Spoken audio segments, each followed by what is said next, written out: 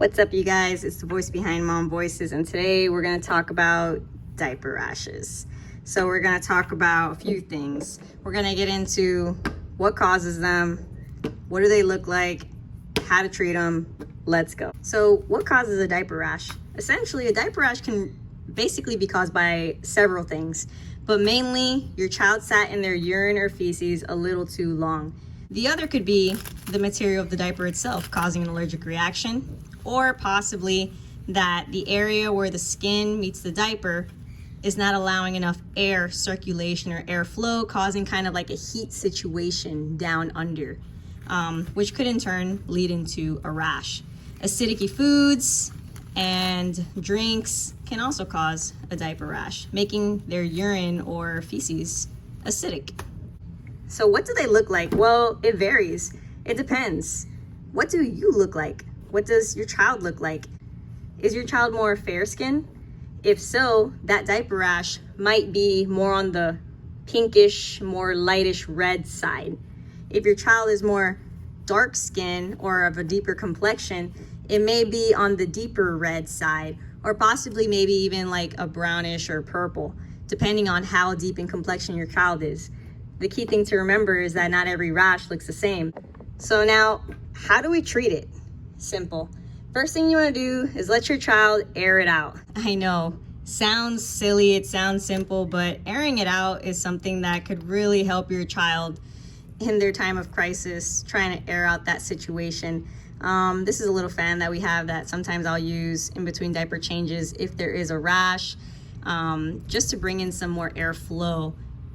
Airing it out can also entail not using a fan and just letting your child go diaperless. Putting down a liner like this, taking the diaper off, allowing your child to just kind of hang out. If you have something that can support your child, or maybe just put your child on your lap while they sit on one of these things, or maybe take a nap on a liner, it's up to you. Whatever you feel comfortable with, but airing it out is always going to be best. Getting that airflow in that area is always going to assist you in recovering that baby's skin once they've experienced a diaper rash. Diaper rash cream. Oh man, diaper rash cream. We've been through the ringer with diaper rash creams and ointments, but essentially this is the one we like to use. This is our tried and true. We go through this a lot. We'll buy it in a squeezy tube type or these tubs. We prefer the tubs for sure. The other thing is, when applying diaper rash cream, ensure that your hands are clean, because a lot of the times diaper rashes can include pimple-like blisters, pus, chafing, things that are exuding out of the skin that are kind of like an open wound, and you don't want to cause more damage or bacteria to enter those areas. So for those reasons, we like to use things like this. We call it the butt spatula.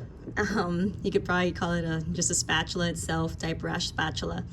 And it's cool because you go in there, you scoop it out, and you apply.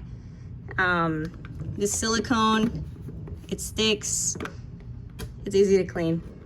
Something that we definitely like to use.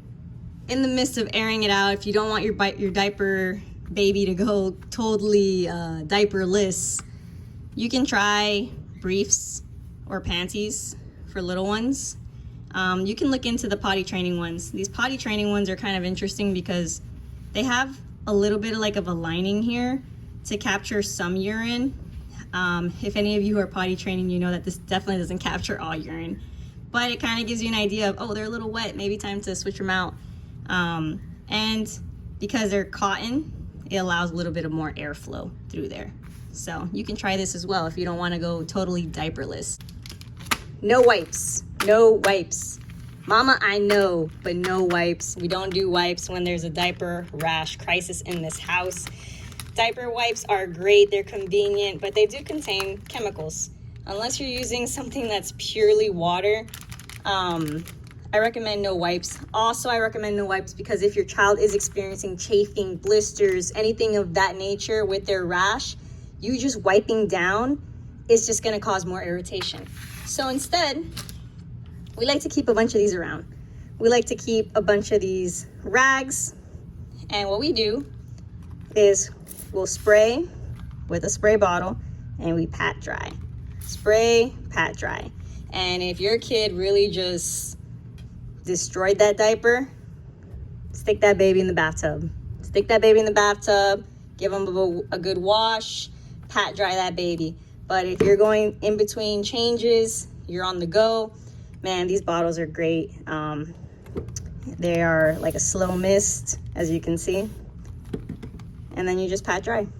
And then don't reuse what you pat dried them with. You know, have a couple of these. You don't want to spread bacteria. So there you have it, diaper rashes. What causes them? What do they look like? How do I treat them?